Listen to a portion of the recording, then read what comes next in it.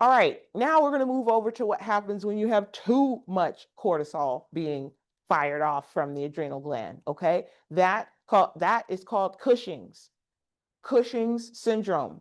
All right, or you can be in a Cushing-like state. So you might see the word Cushingoid, Cushing-like, Cushing syndrome, Cushing's disease. All right, Cushing's.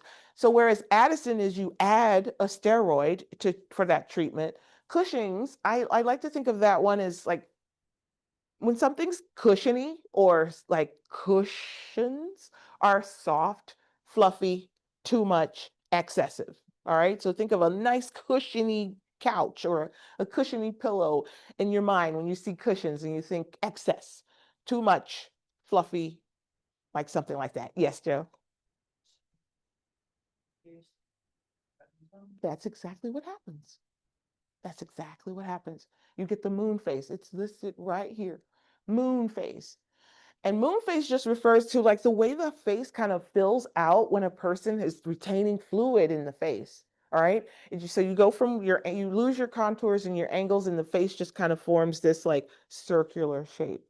I thought I had some really good pictures. I'll bring them in the future that shows the same patient under Cushing's and normal, right? So the same, they lose the angles of the jawline and everything kind of just moon faces out. Thank you, Joe. All right, so that's one of the symptoms you'll see. And again, when we give too much of a drug, we create these situations, okay? That's why we want to keep them in a balance. So exogenous steroids. Exogenous just means the ones that are made externally from the body, right? Our endogenous steroids are the ones that our adrenal glands are firing off as needed. But to treat patients with different endocrine issues, we give them exogenous, like meaning created in a lab, okay? Steroids. All right. Pituitary and adrenal tumors will cause Cushing's. That means that there's something wrong. Like this is another, it's seen in the endocrine system. If a gland has a dysfunction like a tumor, or if there's, say, a car accident and there's some kind of stress or trauma to the pituitary gland, all right, we could or tumor, like I mentioned before, these things will cause the organ to not function correctly. Sometimes it will do inefficiency or insufficiency. Sometimes it'll go excess. And in the case of Cushing's, we have excess cortisol. All right, so we're going to get what you get with hyperglycemia, central obesity. That just means that the weight is being gained primarily here. All right, so look at those little skinny legs and arms, but we have all of this central obesity here, usually indicated by striae. You guys know what striae is? Are striae? They have a common name. Yeah, they're stretch marks. All right, so those stretch marks on skinny little legs will make you think, they got some central obesity going on. Sometimes we think alcoholism, but alcoholism usually will bring, the skinny arms and the larger belly. It usually doesn't come with the striae because it happens over time, right? And it's usually more like a beer belly type of thing. Whereas abdominal striae will show up in Cushing's because the growth is so fast, right? Kind of like with pregnancy. The growth is so fast that it will stretch the skin in a time where the skin doesn't have the time to accommodate to it. So we look at those patients and we go, okay, I wonder what's going on with their metabolism. All right, so central obesity, striae, hypertension. Remember, hypertension is a sign of hyperglycemia, right? They go together because too much sugar in the blood. I look at it like too many particles in the blood will cause a higher blood pressure because we got to push all that stuff through the blood vessel that wants really to be nice and free flowing and thin. All right. So the blood can get kind of thick and viscous when we have too much sugar in it. Makes sense too. Like when you add sugar to water, it will become thick. Like, and if you keep adding sugar, it'll turn into candy, right? It'll get super thick. So with that, think of hypertension as going along with hyperglycemia. They go together. All right. Glucose intolerance, meaning after a while, they are not, they are remaining hyperglycemic. okay? And then the infection risk goes along with the rationale that we heard earlier about the inflammation response. Here's our graphic that you'll see in the graphics that we have saved. Cushing's looks different from Addison's, right? Skinny little legs. We've got the striae, we've got the moon face, all right? We've got some other things going on too here. I'm just listing a few features here. Check out the diagrams for more, okay? All right, so iatrogenic overview. So Cushing's can happen sometimes on its own. It may happen just now. You could have tumors, pituitary, adrenal issues, too many steroids, but you can also get a Cushing-Noid or Cushing-like syndrome in patients. All right, in those patients, we we think about the osteoporosis risk, right? And protect their bones. We monitor their blood sugars, all right? If they are on a steroid, we minimize or the dose or how long they're taking it, okay? All right, so peak times happen with these steroids as well, so that kind of drives the timing. And we think about when the person is hypo anything, all right? Hypoglycemic windows are considered in this particular form of Cushing's disease. All right, so here's your table from chapter 45 telling you a little bit about the drug classes. Glucocorticoids, all right? Antagonists. So glucocorticoid receptor antagonists. They aren't very commonly used, but it makes sense that if you have a receptor antagonist, it's causing the glucocorticoid not to be used by the body. Okay. All right, there's an anti-cancer medication here, but there's not a whole lot we can do for Cushing's, but minimize the dose and duration. All right, think about the calcium and bone regulations. I keep talking about osteoporosis as a risk, right?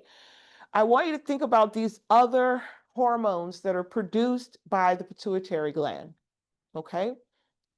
So PTH, calcitonin, and vitamin D, all right? Now, PTH raises the serum calcium via bone reabsorption, okay? Bone reabsorption, renal reabsorption, or reabsorption in the kidneys, all right? Calcium is moving throughout the body, both in the kidneys, and storage happens in the bone, right? Vitamin D will activate. So when you have a patient taking calcium, you'll usually want them to take vitamin D as well, because vitamin D activates calcium use in the body. That's why it's good to get get out in the sun occasionally so that you can get that vitamin D, so that you can it's good for so much. Vitamin D is good for so much, but it technically will help you with utilizing the calcium that's available in the body, causing the calcium to not be lost. It's kind of like a biofeedback situation. You lose calcium if and you lose calcium when it's not reabsorbed, which is the typical cycle for calcium, into the bone. All right. Calcitonin. All right. Calcitonin is how we lose calcium, all right, when the calcium levels are too high in the body. So this hormone comes out to lower serum calcium. It's very rapid and short acting. Again, calcitonin occurs endogenously, but we have also created exogenous calcitonin to assist bringing down calcium levels in an individual. Vitamin D is calciferol. Calcium is in the name. All right. Facilitates GI calcium absorption, bone mineralization. Now, how am I tying it in here? A person on chronic glucocorticoids will have an increased osteoporosis risk. So we want to tie calcitonin, vitamin D, PTH to osteoporosis and folks who are on chronic glucocorticoids. All right, so this just demonstrates, this is from your textbook. This just demonstrates the mechanisms that raise and lower serum calcium. Serum calcium. So when someone says hypercalcemia, they're talking about calcium present, too much calcium present in the bloodstream. All right. We don't want things in the bloodstream. We want them where they belong. You know, calcium belongs in the bone. It doesn't belong in the bloodstream. Just like glucose or well, glucose, right, doesn't belong in the bloodstream like too long after a meal. It belongs in the cells. All right. So if there's a low serum or blood calcium level, the brain will, or the central nervous system will send a message to hypothalamus to create PTH. All right. Increased PTH will cause the kidney to let calcium go. All right. So there's a lot of balancing that happens in the body with these hormones, where biofeedback messages are telling the body to stop or start creating more of the particular hormone or element that's needed, right? Nice little balance is happening there. All right. So, but I don't think it's as important for you to know this entire flow chart as it is for you to know the concepts around certain hormones or elements increasing or decreasing the access to others. And when it comes to osteoporosis, knowing that serum calcium being impacted by PTH will take you far. Okay. All right. There's that chart again. And this is just kind of pointing out the importance of making the connection with how hypercalcemia and teaching the patient when they need to report. All right. Usually with acute hypercalcemia, the patient will have fluid issues, right? Electrolyte imbalances usually cause fluid imbalances. All right. So our patients who are acutely hypercalcemic will need like normal saline bolus, normal saline fluid replacement. Okay. But they'll also need some calcium. All right, so that's just the hormone triad of the three: PTH, calcitonin, and vitamin D. I want you to know that or make those connections. All right, so to prevent osteoporosis, it's a little bit of a lifestyle change.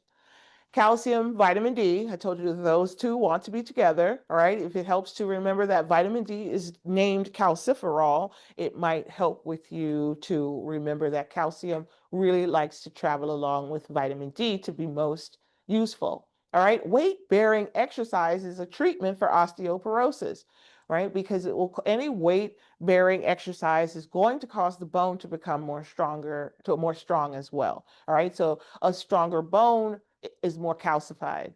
All right, stopping smoking. Smoking actually causes osteoporosis. Nicotine, or I don't know how well the mechanisms of action are known around that, but there is definitely a strong connection between smoking and osteoporosis. All right, so if they're smoking, we get them to stop. All right, medications that they're going to take: biphosphonates. That's a main medication for a person with osteoporosis. And if this is the first pass with this, you will see that again, these two are connected. Biphosphonates and are given for osteoporosis.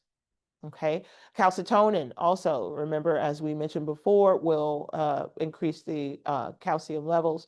All right, we have some other options here. We're not testing this on. I just want you to know that there are medications for that.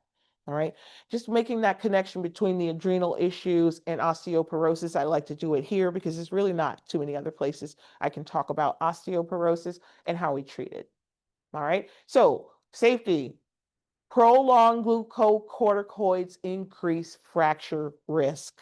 All right, they increase fracture risk, so we typically want to do things to protect them. All right, biphosphonate administration. One thing to remember about this is that we want to give it on an empty stomach with water and then sit that patient up for 30 to 60 minutes. We also want to, because there's a breakdown in the dental, messing around with calcium and biphosphonate, you will affect and impact the anatomy of the teeth. All right, so you definitely want to keep that patient on biphosphonates, going to their dentist every 6 months. Okay, those are just a couple of practical tips that you'll see all the time associated with osteoporosis treatment. So might as well get it in here now. Okay. All right, hypercalcemia. So hypercalcemia, too much calcium in the blood. It's an emergency here at calcium levels greater than 14 milligrams per deciliter, all right, or severe symptoms, which usually involve dehydration. All right, we're going to give them fluids, all right, aggressive IV, 0.9 normal, 0.9% is normal saline, okay? Rehydrate the patient. The target output for that patient will be 100 to 150 milliliters per hour. How much in general do we put out per hour in urinary output? Have you heard that one yet? Up to 100 per hour? We're thinking just like normal, like plus or minus hourly cc's of output, urinary output, because this is super high because we're being aggressive. What was that? 30 cc's or 30 mils per hour is normal urinary output. And look at that target. We want to triple that. In some cases, 5 times that, because we have got to clear this hypercalcemia, and we're going to do it with fluids. Then we might give them after that, because look at all that urinary output, that's a lot. Then we're going to give them a loop diuretic. Have you guys talked about diuretics? I think you did that already, right? And what do loop diuretics do? Just the word itself, loop, means that it's working in which organ? Kidney, right? And the loop of Henle. So loop diuretics, usually like your Lasix, right? So did you know that they call Lasix that because you're supposed to get your desired urinary output within 6 hours? So we call it Lasix, right? As a name. So within 6 hours, we want to get them back to the proper urinary output, which is desirable. 30 cc's an hour is desirable. 100, that's a whole lot, but that's the emergency treatment for hypercalcemia. So forever, I want you to remember, or at least until you take your NCLEX, you might go into a field of nursing where you aren't so much worried about people's calcium levels, right? But for now, connect hypercalcemia with dehydration. We must absolutely aggressively rehydrate the patient. Okay? When a patient has an electrolyte imbalance, their mental status will be off. It's usually a middle sign, not a late sign. Kind of a late sign, but when you notice your patient's acting a little weird and you've already looked at their labs for the day and you notice that their labs are off, especially their electrolytes, you might want to consider, well, you'll know right away when you look at their labs that calcium levels are too high. Okay, and in that case, you might look at a patient who's acting a little altered. Okay, just altered, and they might not be oriented times 4 the way you might expect the patient to be. All right, so we check their mental status, check their I's and O's, which mean their input, fluid volume input, and their fluid volume output, so that we can know that they're managing their fluid levels okay. And then we check their renal function. What's the renal function test? What's the lab that checks for renal function? Sarah? I think she was just yawning. Yes, GFR tells you a lot about what that kidney is doing.